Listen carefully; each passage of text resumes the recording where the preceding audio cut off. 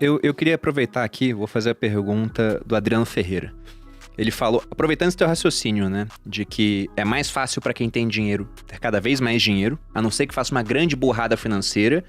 E acho que todas as pessoas conhecem algum caso próximo daquele tipo, né? Meu avô era rico, aí fez uma burrada, perdeu todo o dinheiro. Mas se isso não acontecer, é muito fácil para quem tem muito dinheiro continuar a ter dinheiro.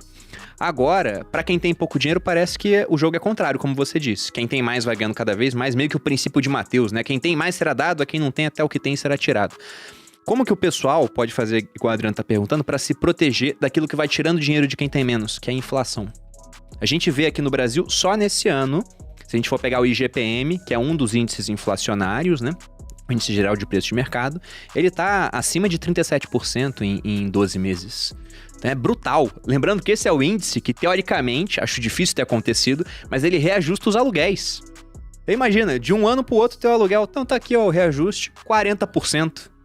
Como se proteger disso? Antes de responder, deixa eu só pegar um gancho legal, que assim, que a gente tava falando sobre quanto mais dinheiro você tem, mais rico você fica, né?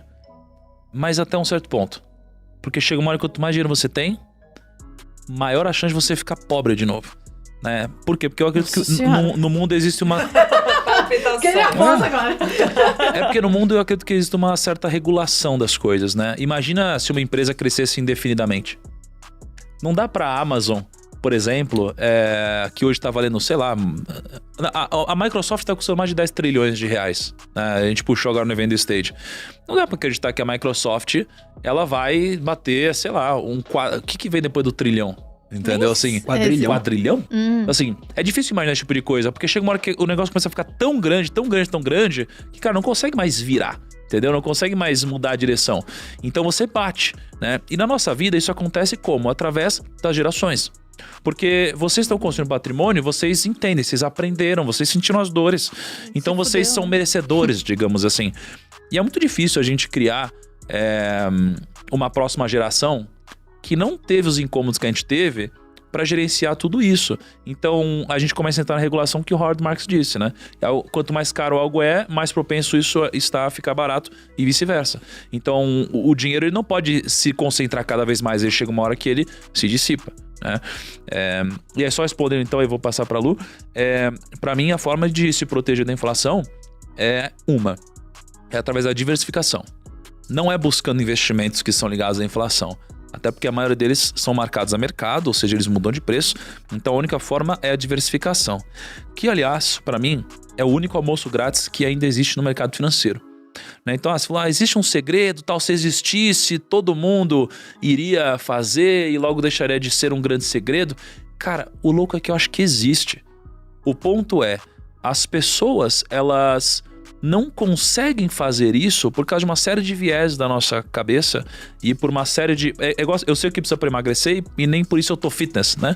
Então, cara, é óbvio, mas não é nenhum grande segredo. E acho que a diversificação também funciona assim. A diversificação e rebalanceamento, para mim, são a solução para a inflação.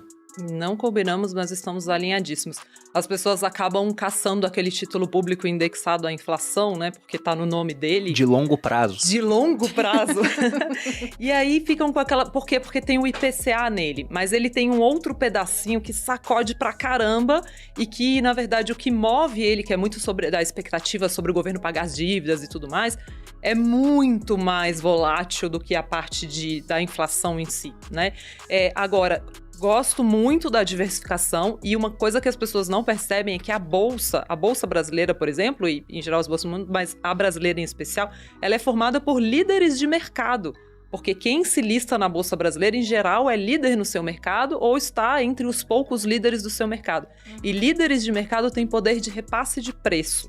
Então, você ter uma parcela relevante do seu patrimônio em bolsa faz com que você esteja exposto a uma economia com capacidade de repasse de preços. Então, uma forma muito boa de você se proteger da inflação é você ter uma parte do seu patrimônio em bolsa. Bom, só talvez explicando melhor para a audiência, por que essa questão do repasse de preços? Porque na bolsa você tem empresas. Empresas vendem produtos e serviços. Se os preços começam a subir, o preço da matéria-prima para a empresa vai subir, só que ela tem como repassar parte da subida do preço para os consumidores. E ao contrário do mercadinho do seu Zé, que sofre para fazer isso, porque ele é pequeno, né? ele não tem um poder tão grande assim de repassar esses preços. Na bolsa a gente tem um extrato de empresas gigantescas na nossa economia. Então eles têm muito mais poder de fazer isso em comparação com as empresas pequenas. Por isso que a gente pega a nossa bolsa desde lá de trás, né, tá em 120, 130 mil pontos. Você pega as bolsas americanas, não estão próximas disso. Porque aqui a gente teve um movimento inflacionário grande e o preço das ações acabou acompanhando esse movimento. Então, na sua opinião, tendo bolsa... Esses pontos, eu nunca entendi. Essa pontuação foi criada lá atrás, acho que 67, 68, não lembro agora, mas era o investimento feito com 100 unidades monetárias da época, não lembro se era Cruzeiro Novo, a gente testou esse nome várias vezes, né? Não foi por falta de tentativa que não deu certo, mas era uma cesta de investimento feito nas principais companhias da época, então 100 pontos era um investimento de 100 unidades monetárias em cada companhia, e o crescimento disso ao longo do tempo. Esse índice foi sendo refeito, foi dando mais peso a certas empresas, as outras nunca foi mudou. Zerado esses pontos, é Não, isso? não zera, Entendi. ele vai subindo conforme esse índice ele vai subindo, e o nosso índice está aí beirando os 130 hoje, enquanto lá fora, você pega o Dow Jones, que existe desde acho que começo do século XX, talvez um pouquinho antes, não lembro agora de cabeça, mas está muito abaixo do nosso índice, tá o quê? Acho que uns 35 mil pontos, não lembro agora de cabeça. Mas porque o dólar, embora tenha sofrido com a inflação, sofreu muito menos do que a nossa moeda. Então, ter bolsa é uma proteção da inflação? Sim, né? Até certo ponto, a não ser que vire um negócio tipo Venezuela. Que aí já não tem nem mais empresa que consegue repassar isso, a economia aí quebra. É legal você ter bolsa no mundo inteiro, né? Exatamente. Pra você realmente também sair um pouco da inflação brasileira. A partir do momento que você tá lá fora, também você já tá trazendo outros ingredientes pra sua carteira. Tem que investir lá fora, né? É o prato colorido, é exatamente isso que o Thiago falou. A gente precisa de um prato colorido, gente. É a mesma dica que a nossa mãe, nossa avó deu pra gente, que a Malu fala pra todo mundo. É comida de verdade, é uma carteira diversificada. É exatamente isso. É você ter um prato colorido. Mas as pessoas ficam atrás, né, do grande investimento. Ele não existe. O grande investimento é uma carteira colorida. Mas sabe que acho que se existisse um grande investimento, ele estaria dentro das pequenas empresas que entram na Bolsa de Valores.